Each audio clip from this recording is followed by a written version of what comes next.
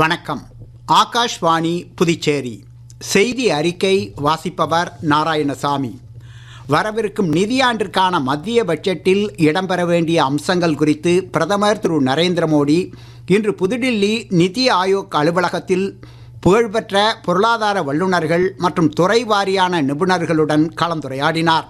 விக்சித் பாரத் 2047 என்னும் இலக்கு தற்போது நிஜமான மக்கள் இயக்கமாகவே மாறியிருப்பதாக பிரதமர் இந்நிகழ்ச்சியில் பேசுகையில் கூறினார். இந்தியாவின் திறன்களை உலக அளவிற்கு உயர்த்தி உலக பொருளாதாரத்துடன் இந்தியாவை ஒருங்கிணைக்க பல்வேறு துறைகளிலும் இயக்க ரீதியிலான சீர்திருத்தங்கள் தேவை என அவர் வலியுறுத்தினார். சுயசார்பு மற்றும் சீர்திருத்தம் முன்னேறிய இந்தியாவிற்கான செயல் திட்டம் என்ற தலைப்பில் நடைபெற்ற இந்நிகழ்ச்சியில் நாட்டின் நடப்பு பொருளாதார நிலவரங்கள் மற்றும் எதிர்கால முன்னுரிமைகள் குறித்து நிபுணர்கள் தங்களின் கருத்துக்களை பிரதமருடன் பகிர்ந்து கொண்டனர்.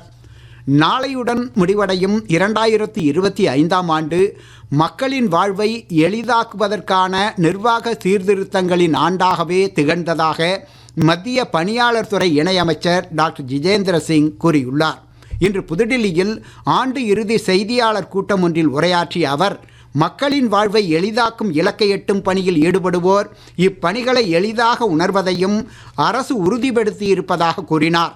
அமைச்சகம் மூலம் இவ்வாண்டில் பிரதிபா சேது, ரோஜ்கார் மேளா போன்ற பல்வேறு முயற்சிகள் மேற்கொள்ளப்பட்டதையும் அவர் சுட்டிக்காட்டினார். தேசிய நெடுஞ்சாலை திட்டங்களின் அமலாக்கத்தில் கட்டுமான பொருட்கள் மற்றும் நடைமுறைகளின் தரத்தை சுதந்திரமான மூன்றாம் தரப்பினர் மூலம் பரிசோதித்து உறுதிப்படுத்தும் வகையில் மத்திய நுகர்வோர் விவகாரங்கள் துறை அமைச்சகத்தின் கீழ் செயல்படும் தேசிய பரிசோதனை இல்லத்துடன் தேசிய நெடுஞ்சாலைகள் ஆணையம் புரிந்துணர்வு ஒப்பந்தம் செய்து கொண்டுள்ளது. கட்டுமான பொருட்கள் மற்றும் நடைமுறைகளில் தர நிபந்தனைகள் முறையாக பின்பற்றப்படுவதையும் சாலையோர விளக்கு வசதிகள் உட்பட சாலை பாதுகாப்பு கட்டமைப்பின் நம்பகத்தன்மை மற்றும் எரிசக்தியின் பயன்பாட்டில் செயல்திறன் மேம்பாட்டையும் உறுதிப்படுத்த இதனால் ஏதுவாகும் என அமைச்சகம் தெரிவித்துள்ளது. புதுச்சேரியில் மக்களுக்கான திட்டங்களை செயல்படுத்துவதில் அரசு மிகுந்த கவனம் செலுத்தி வருவதாகவும் நுகர்வோர் பாதுகாப்பு குழுக்களை அமைக்க நடவடிக்கை எடுக்கப்படும் என்றும் முதலமைச்சர் திரு ரங்கசாமி கூறியுள்ளார். குடிமைப்பொருள் வழங்கல் துறை சார்பில் காமராஜர் மணிமண்டபத்தில் இன்று நடைபெற்ற தேசிய நுகர்வோர் தின விழாவில் அவர் பேசுகையில், மாநில நுகர்வோர் ஆணையத்திற்கான கட்டிடம் சரி செய்யப்பட்டுள்ளதாகவும் வரும் தை மாதத்தில் இக்கட்டிடம் திறக்கப்படும் என்றும் கூறினார். மாநில மாவட்ட நுகர்வோர் ஆணையங்களின் தலைவர்களும் துறை அதிகாரிகள் மற்றும் நுகர்வோர் அமைப்புகளின் நிர்வாகிகளும் இவ்விழாவில் கலந்து கொண்டனர். ஏனாமில் இளைஞர்களுக்கான வேலைவாய்ப்பு முகாம் 6 மாதங்களுக்கு ஒருமுறை நடத்தப்படும் என புதுச்சேரி அரசின் டெல்லி சிறப்பு பிரதிநிதி திரு மல்லாடி கிருஷ்ணராவ் தெரிவித்துள்ளார். ஏனாமின் தரியல் திப்பா கிராமத்தில் வரும் மார்ச் மாதம் தொடங்க உள்ள இறால் பதனீட்டு ஆலையினால் 750 பெண்களுக்கு வேலைவாய்ப்பு கிடைக்கும் என்றும் அவர் தெரிவித்துள்ளார். இதற்கிடையே ஏனாமைச் சேர்ந்த பள்ளி மாணவிகளை ராஜமுந்திரி அறிவியல் மையம் மற்றும் இதர உயர்கல்வி நிறுவனங்களுக்கு அழைத்துச் சென்று உயர்கல்வி குறித்து விழிப்புணர்வு ஏற்படுத்தும் வகையில் மிஷன் சக்தி இயக்கமும் மகளிர் மற்றும் குழந்தைகள் நலத்துறையும் இணைந்து இன்று கல்வி சுற்றுலா ஒன்றை நடத்தின.